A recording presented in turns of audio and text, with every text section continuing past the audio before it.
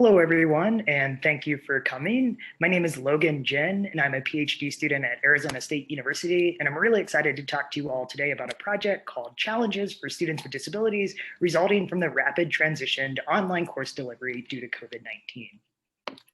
Now, I probably don't have to convince many of you that the COVID-19 pandemic disrupted nearly all sectors of American society, including higher education.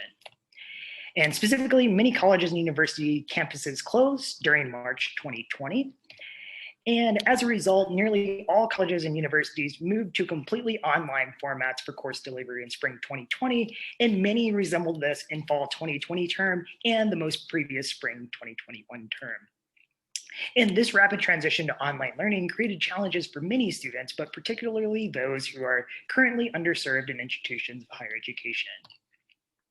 And so we know that this transition to online affected all students in STEM, but potentially presented unique and novel challenges for students with disabilities. And why is that? Well, we know that STEM in general has been described as unwelcoming for students with disabilities, such that undergraduates majoring in STEM are less likely in general to receive accommodations and peers in non-STEM disciplines. Students with disabilities reveal that they feel as though they have less overall support and fewer accommodations in online courses compared to in-person courses. And we also know that students with disabilities often require accommodations, and this takes time and effort to administer. So with the rapid shift to online, this meant that instructors and DRCs had limited time to plan ahead in terms of accommodation. And also, students with disabilities experience more outside challenges due to COVID, such as employment issues, food insecurity, and social isolation. And this likely had an impact on their overall learning experience. Now, it's critical to note here that colleges and universities are legally required to accommodate students regardless of whether courses are in person and online. And as a result, colleges have created disability resource centers that accommodate students with disabilities in order to ensure compliance with federal legislation. So now you may be wondering, well, who are students with disabilities? And for the purposes of this work, we define students with disabilities as those that are often supported by disability resource centers. And this can include learning disabilities, physical disabilities, students with chronic health conditions, vision loss, hearing loss, and mental health and psychological disabilities. And I would just like to note here that students must have official documentation, such as a medical diagnosis, in order to be eligible for accommodations. So we may actually be underestimating and underreporting the total number of students who could benefit from services. So for this study, we were interested in following research questions. First, to what extent were students able to access their previously established accommodations following the transition online due to COVID-19? Second, to what extent did the transition to online education present unique challenges related to students' disabilities, and how, if at all, were these challenges accommodated? And finally, how, if at all, did the transition to online education affect the overall process of being accommodated for students with disabilities? To answer our research questions, we interviewed 66 students with disabilities from 7 large enrollment institutions, and these were students who were enrolled in at least one STEM course in the spring 2020 COVID term. I would just like to note here that students represented a variety of different types of disabilities and often reported more than one disability, which is consistent with prior literature on disability. And we used inductive coding to identify themes in the data that I'll be reporting on today. So just a reminder, our first research question was, to what extent were students able to access their previously established accommodations following the transition online due to COVID-19? So what did we find? Well, we found that students in general were unable to access accommodations and campus resources they used during in-person courses after the transition to online. And specifically, students described that they experienced a lack of access to reduced distraction testing environments. And Tom sums this up by saying, since I was taking my exams at home, I was not able to be in a distraction-free environment. When I go into the DRC and take my test, I have my own cubby. There's no noise, nobody's tapping pencils or doing anything that would normally set me off. At home, I have 5 animals, there's TV noises, and there's just no way for me to take a test without distractions. Students also mentioned that their extended testing time was not properly administered after moving online.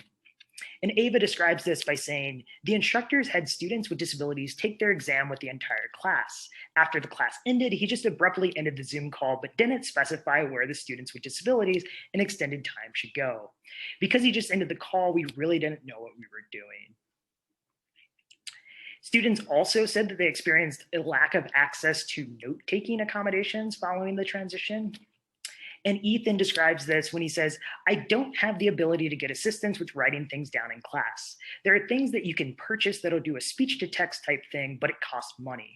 If you're disabled, you really need to pay for all those extra things because you can't function without them. And now students also mentioned that they had a lack of reduced access to tutoring and other campus resources. So Pedro describes this with the tutoring centers by saying there are tutoring lounges on campus and they are essential and they're closed after COVID. And students also mentioned that they had reduced access to other campus resources, such as Renee, who says the therapists provided by the campus were a really big thing for me. But when the transition to online started, they closed the health center, which also stopped all counseling. And just to note here, Reina describes herself as having a mental health or psychological disability, which may have disproportionately benefited from something like counseling services. So now our second research question was, to what extent did the transition to online education present unique challenges, and how, if at all, were these challenges accommodated? And so what do we find here? We see that students experience new challenges that likely would have benefited from additional accommodation after the transition to online instruction. And specifically, students experienced issues with test proctoring technology that was a staple of online education following the transition. And Sal describes this by saying, the camera being on and recording me wasn't helpful because every time I looked back to the screen to look at the next problem, all I saw was a picture of my face being recorded. You know, almost all of my previous accommodations specifically alleviate my anxiety. Now, also, video delivery of information is not always accessible for students given their disabilities. And this is described by Bertha as hearing loss, as she says, I definitely do a lot of speech reading to be able to see facial expressions, lip movements, emotions when people are talking. Now, this was true of Bertha with hearing loss, but also true of Philip, who has vision loss and says, transitioning to everything being online, I'm spending so much more time staring at screens, videos, and a lot of smaller print. Vision loss definitely reared its head and showed up a lot more in this phase of education. And now our third and final research question was, how, if at all, did the transition to online education affect the overall process of being accommodated for students with disabilities? And here we identified factors related to the instructor and Disability Resource Center that delayed student access to accommodations following the transition to online. And specifically, students said that some instructors did not always consider students with disabilities and their needs when transitioning the instruction online. And Terry describes this by saying, I really had to fight with one of my professors to get accommodations because he's not very tech competent and he makes it really hard to get things. So I have to really work with my disability advisor and just hound him to get what I need. Now, other students said that instructors made some assumptions about what was and wasn't appropriate in terms of student accommodations after the transition. Now, Alexandria describes this when she says, the professors gave me less time, and it's unfair because I'm supposed to be given double time. And because it's online, they thought the exam was going to be easier because it's an open book exam. So they didn't give me double time, but that's not up to them. That's up to the DRC. And on the DRC end, students described that DRCs did not always provide information about when and how to adapt accommodations for online instruction. And Lydia says, it would have been good if the DRC would have offered to show just what is available for accommodations during COVID-19. I actually don't know if the DRC necessarily has things that are specific to online. Most of the accommodations have been developed for in-person courses, but some of them don't quite translate to online. And what this meant was that students in general had to self-advocate more than what they usually would for additional accommodations or modifications to their existing ones. And Terry sums this up by saying, I definitely self-advocate a lot more than my in-person classes, especially making sure I get my captions on time and stuff. Like with my one professor who I've had to fight with, I've had to be like, hey, I need you to send these to the DRC so I can actually have the videos. So in general, students with disabilities were often unable to access their previous accommodations that they had in their in-person courses, such as reduced distraction testing environments and note-taking. Now, this transition to online created unique and novel challenges that would have required additional accommodations for students. And with this work, we uncovered barriers that prevented students with disabilities from effectively and efficiently receiving their needed accommodations that were likely due to barriers on both the side of the instructors and the lack of proactive involvement on the part of the DRC. And so what are the implications for this? Well, we know that this transition to online was a result of a time of crisis. The instructors and students were both living through a global pandemic. However, we argue that institutions did not fulfill what was legally required of them, which was to accommodate students, again, regardless of whether that was an in-person or online learning environment.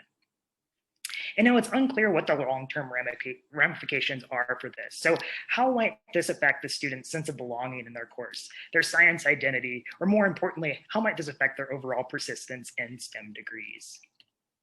And lastly, I just want to leave us with the question is, are we properly accommodating students with disabilities in our online courses now? As many institutions have still been online and will continue to have some component of online instruction post-COVID. And with that, I would like to thank my advisors, Dr. Caitlin Cooper and Dr. Sarah Brownell, along with Frank Guerrero for his help with this work, as well as the Bioeducation Research Labs at Arizona State University. And with that, I will take any questions, as well as I left a link to the publication, as well as a QR code for you all to access the paper. Thank you so much for your time. I really appreciate it.